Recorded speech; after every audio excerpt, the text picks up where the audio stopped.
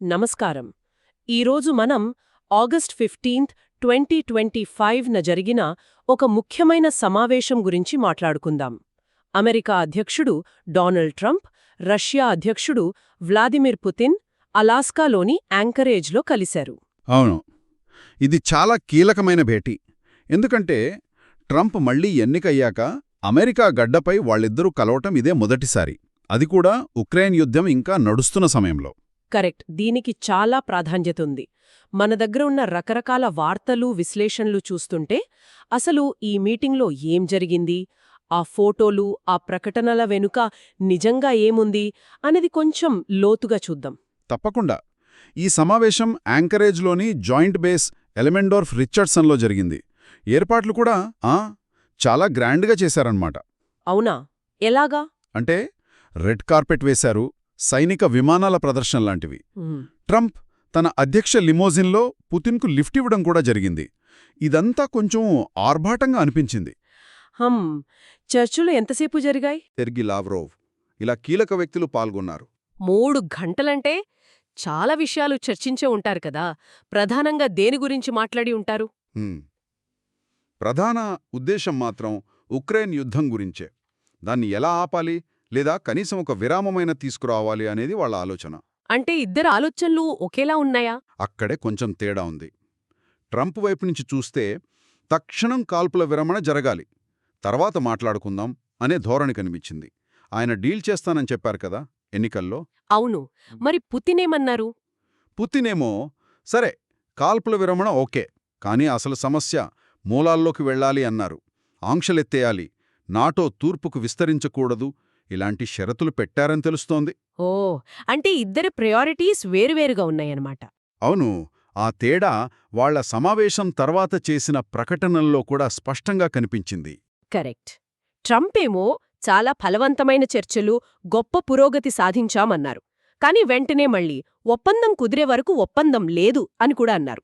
అది కొంచెం కన్ఫ్యూజింగ్గా ఉంది. అదే కదా, పురోగతి ఉంటే ఒప్పందం ఎందుకు లేదు?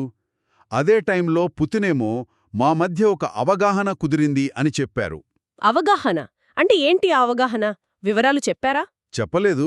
అదే అసలు పాయింట్.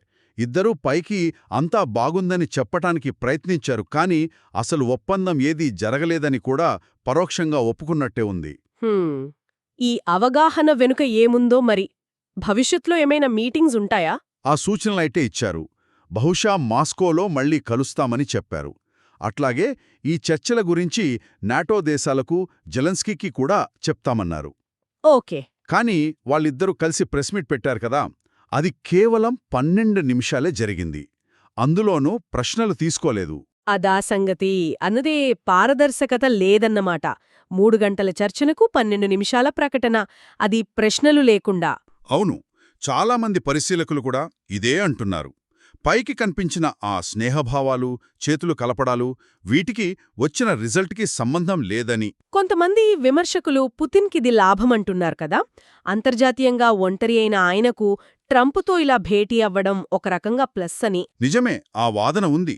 అమెరికా అధ్యక్షుడితో సమానంగా కూర్చుని మాట్లాడటం ద్వారా తన ఇమేజ్ని కాపాడుకునే ప్రయత్నం చేశారనంటున్నారు.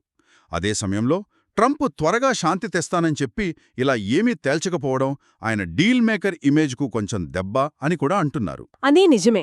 అయితే ట్రంప్ వైపు నుంచి దీన్ని ఆరంభంగా చూడాలనే వాదన కూడా ఉంది గదా. ఒప్పందం లేదు అనడం ద్వారా తరువాతి చర్చల్లో బేరమాడే శక్తిని పెంచుకుంటున్నారని. అది కూడా కరెక్టే. అంతర్జాతీయ రాజకీయాల్లో నాయకులు ఎవరి ప్రయోజనాలు వాళ్లు చూసుకుంటారు గదా. వాళ్ళ దేశాల్లో వాళ్ళకి ప్లస్ అవ్వాలి, బయట ప్రపంచంలోనూ వాళ్ళ బలం చూపించుకోవాలి.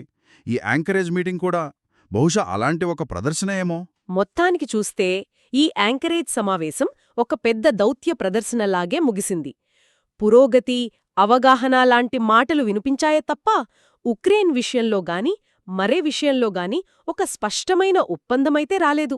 అవును, ఆ వివరాలు చెప్పకపోవడం, అసలు ఏం మాట్లాడుకున్నారో బయటకు రాకపోవడం వల్ల వాళ్ళు చెప్పిన మాటలకు కూడా అంత బలం లేకుండా పోయింది. ముగింపులో ఆలోచిస్తే ఇక్కడొక ప్రశ్న మిగిలిపోతుంది. 3 గంటల సుదీర్ఘ చర్చల తర్వాత ఉక్రెయిన్ లాంటి ఇంత సీరియస్ సమస్యపై ఏమీ ఒప్పందం చేసుకోకుండా కేవలం అవగాహన కుదిరిందని చెప్పడం వెనుక అసలు ఉద్దేశమేమై ఉంటుంది? ఆ బయటపెట్టని అవగాహన అసలు స్వరూపమేంటి? దాని ప్రభావం భవిష్యత్తులో ఎలా ఉండబోతోంది?